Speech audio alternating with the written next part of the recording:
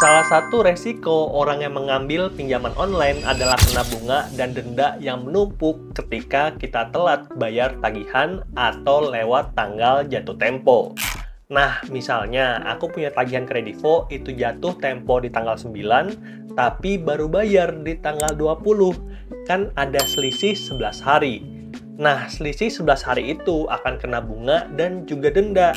Yah, kalau telatnya cuma 11 hari itu nggak apa-apa. Tapi kalau telatnya lewat dari 11 hari, berbulan-bulan, bahkan sampai lebih dari 180 hari, maka bunga dan dendanya akan berlipat-lipat. Bahkan nggak jarang kita menemukan bunga dan juga dendanya itu lebih dari pokok. Pinjam 1 juta, disuruh bayar 3 juta. Hah?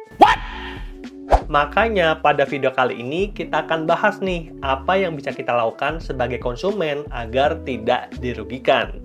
Dan to the case kita pada hari ini adalah permohonan dari surat pembaca mohon pelonggaran denda untuk utang yang sudah lunas ditulis oleh Nasib Panjaitan di 3 Oktober 2025. Jadi kasusnya ini fresh banget, bagaimana cerita dan kronologinya? Yuk kita bahas. Stop, sebelum kamu lanjut nonton videonya, aku mau ajakin kamu ikutan giveaway di channel Andre Tuan yang hadiahnya itu banyak banget. Jadi jangan lupa komen dan juga subscribe. Nah, langsung aja kita masuk ke ceritanya. Awal mula saya pinjam dana dari WOM Finance serta rutin melakukan pembayaran setiap bulannya selama 11 bulan. Namun saat mau pembayaran terakhir saya terkendala karena dana saya belum ada, ditambah saya lagi putus kerja dari perusahaan tempat saya bekerja. Nah, ini emang di 2025 kita bisa katakan bahwa lapangan kerja itu cukup sulit ya. Banyak orang yang di PHK dan berdasarkan data dari media-media udah ada lebih dari 10.000 orang yang di PHK sepanjang tahun 2025. Bahkan beberapa sumber itu mengatakan lebih dari 100.000. Jadi yang sekarang ada itu pekerjaan-pekerjaan informal seperti content creator, freelance gitu ya, abang gojol, nah ojol gitu ya. Jadi banyak banget pekerjaan-pekerjaan yang kantoran itu terbatas sih sebenarnya. Aku cek ke beberapa temanku yang masih kerja di Bank Mandiri, yang kerja di BTN, itu sebenarnya mereka juga masih buka MT. Dan sebenarnya sama, masih kayak angkatanku. Per tahun itu mereka bisa buka sampai 300 bahkan 500 orang. Tapi karena angkatan kerja yang lulus itu jauh lebih banyak dibandingkan yang buka, makanya banyak orang yang lebih susah untuk dapat kerja. Jobnya lebih kompetitif lah, kita bisa katakan seperti itu ya. Nah, jadi semoga nih untuk Kak Nasib Panjaitan itu bisa mendapatkan nasib yang baik dan segera dapat pekerjaan. Nah, kita balik ke kasusnya ya.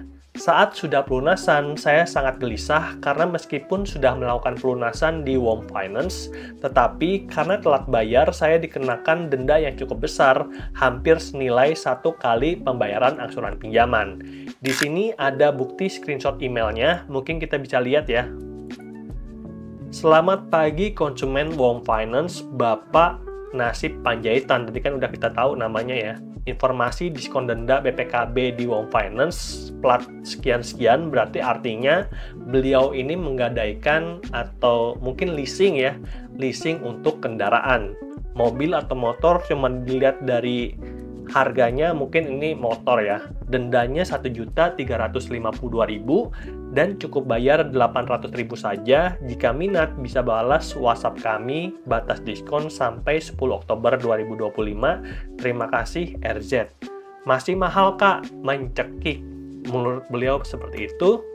Dan kita bisa lihat kalau di 700 masih bisa, lewat dari 700 sudah tidak bisa. Nah, terus di sini Kak Nasib bilang, pinjol itu seharusnya bisa hapus denda bunga. Nah, masalahnya WOM ini bukan pinjol, tapi lembaga leasing.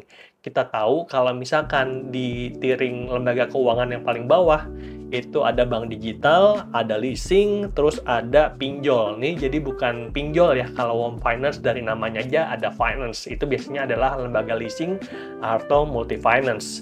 Dan dibalas oleh tim CS-nya, oh ya sudah, jika memang tidak minat, kami blokir saja. Oke? Nah, di sini dibalas lagi nih, kalian sok mempertahankan padahal sudah lunas. Ya sudah, jangan respon lagi kalau memang tidak mau dibantu diskon. Saya bisa 400.000 Kak, lagi sulit-sulitnya ekonomi. Sudah kami blokir diskonnya, sudah jangan respon lagi ya, terima kasih. Iya Kak, aku nggak bisa bayar segitu. Iya nggak apa-apa, percuma sudah diblokir juga diskonnya. Jadi di sini ada negosiasi gitu ya, tarik ulur antara tim debt collector dengan Kak Nasib. Jadi intinya tapi di sini masih belum berhasil untuk negosiasinya, ketemunya masih jalan buntu. Ya nggak apa-apa, namanya juga percobaan pertama ya. Lalu kita lanjutkan untuk kasusnya. Menurut Kak Nasib Panjaitan, WOM Finance memang sudah memberikan diskon denda 50% dari 1.352.000 menjadi 800.000, namun saya mohon agar diturunkan lagi menjadi 400.000. Permohonan ini saya sampaikan karena utang saya sudah lunas seluruhnya. Mohon kepada pihak WOM Finance agar dapat memberikan kelonggaran kepada saya. Nah, ini Kak Nasib Panjaitan kerja di Jakarta Barat ya, mungkin tinggal di Jakarta Barat dan belum ada tanggapan atas surat pembaca ini. Mungkin kita penasaran, saya juga pribadi penasaran karena baru dengar tentang nama WOM Finance, coba kita lihat ya.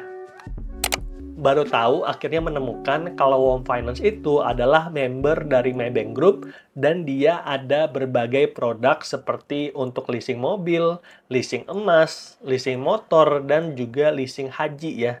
Di sini untuk mobilku, kalau misalkan kalian pengen beli mobil, nanti BPKB-nya dijaminkan ke WOM Finance, lalu juga bisa beli emas sampai dengan mulai dari 3 gram, dan prosesnya cepat serta mudah dengan angsuran sampai 60 bulan menggunakan akad murabahah.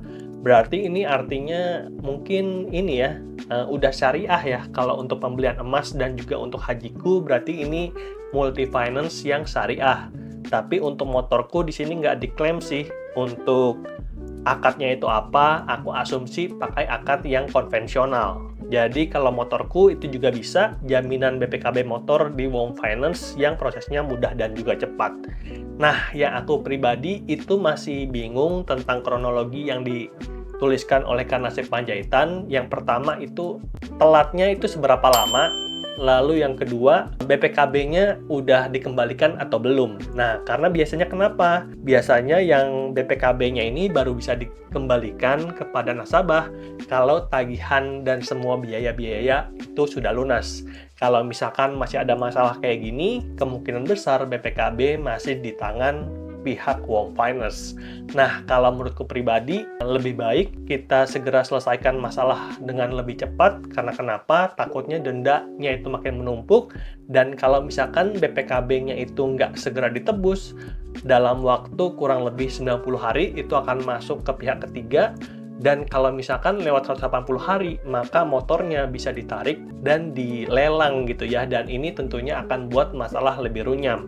Nah, memang sih antara 800.000 dan 400.000 itu ada selisih yang sangat besar ya. Selisih 400.000 itu kan sangat besar, dan oleh karena itu sebaiknya kita yang butuh, kita yang aktif mungkin datang ke kantor cabang WOM Finance untuk mendapatkan solusi yang lebih baik.